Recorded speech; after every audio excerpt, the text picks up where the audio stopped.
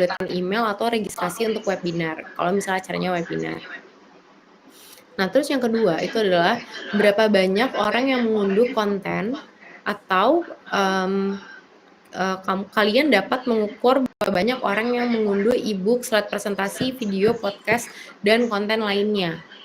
Yang ketiga, seberapa sering blogger menulis Anda dengan ide-ide Anda. Jadi biasanya kita kan melakukan, paid endorser gitu ya. Tapi kalau misalnya endorsernya itu seneng sama produk kita, dia tuh suka memberikan konten-konten tambahan. Misalnya kita di link-nya di TikTok, tapi nanti mereka saking sukanya, mereka bisa gunakan produk itu sebagai produk sehari-hari yang mereka juga update di story Instagram. Nah, itu juga bisa menjadi sebuah indikator. Kayak gitu. Terus, yang keempat, dan apa yang dikatakan blogger tersebut. Nah, ini juga menjadi sebuah feedback ya. Makanya setiap dulu waktu, produk Dirmi itu baru launching, kita suka minta feedback juga dari, KOL, kayak produknya bagus nggak, produknya, apa yang kurang, apa yang perlu tingkatkan. Nah, biasanya kalau misalnya message campaign sama apa yang mereka katakan secara organik, di konten organik ya, bukan di konten yang kita bayar, itu masih sama. Nah, itu biasanya bisa dikatakan itu berhasil. Kayak gitu. Nah, terus yang keenam itu adalah berapa banyak orang yang terlibat dengan Anda dan memilih untuk berbicara dengan Anda tentang penawaran Anda. Nah, jadi di saat ini lebih ke word of mouth ya. Di saat kalian, membuat sebuah kayak kampanye, berapa orang nih yang kira-kira excited nyamperin kalian, nanyain, "Ini apa sih? Boleh tahu nggak dijelasin lebih, banyak lagi?" Nah, biasanya ini juga feedback-nya tuh dari partner yang sudah kerja sama-sama kita ataupun media, kayak gitu. Yang ketujuh itu bagaimana penjualan terlihat. Apakah perusahaan mencapai tujuannya? Balik lagi yang tadi saya bilang, tetap orang akan tanya, ini hubungannya sama penjualan kira-kira, berpengaruh apa enggak? Seperti itu. Gitu. Maaf ya agak berisik ya, adik saya lagi konser. Bingung ngomongnya. Oke.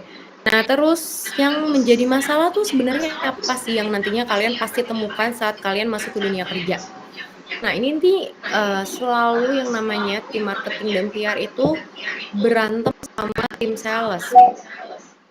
Kenapa? Karena sales itu biasanya cuma mau tahu, jualan aja, cuma mau tahu angka doang.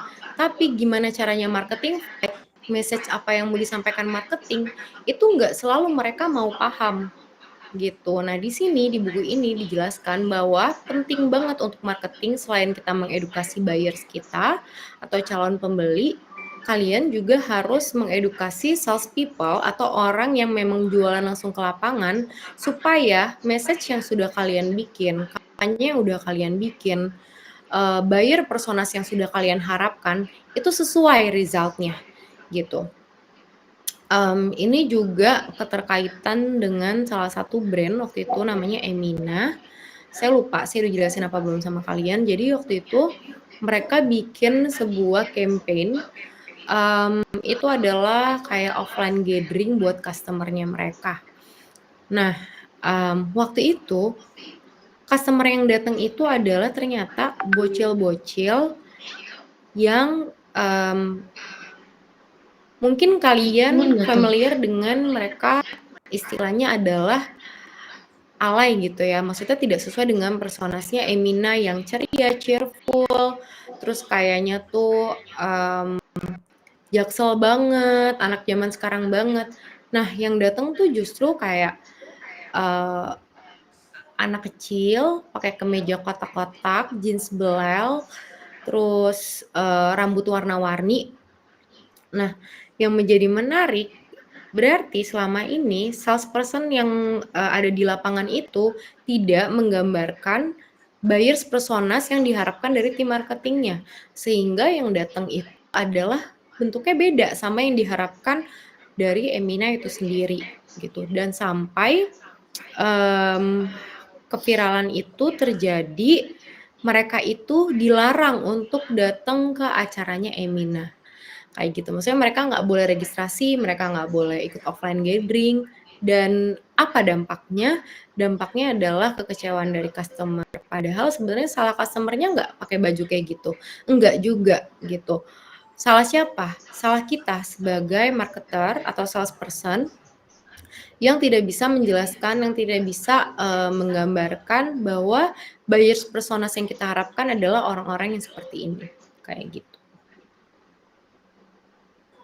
Nah, ini adalah sebuah studi case dari Obama for America, itu di tahun 2008 dia berhasil untuk memenangkan pemilu ya. Maksudnya Obama itu kan bisa dibilang newcomer juga di dunia politik dan dia bisa mengalahkan senior-seniornya. Nah, sebenarnya dari beberapa poin ini nanti kalian bisa baca apa yang dilakukan oleh Obama. Dia itu yang pertama, clear message dari campaign-nya itu adalah satu perubahan.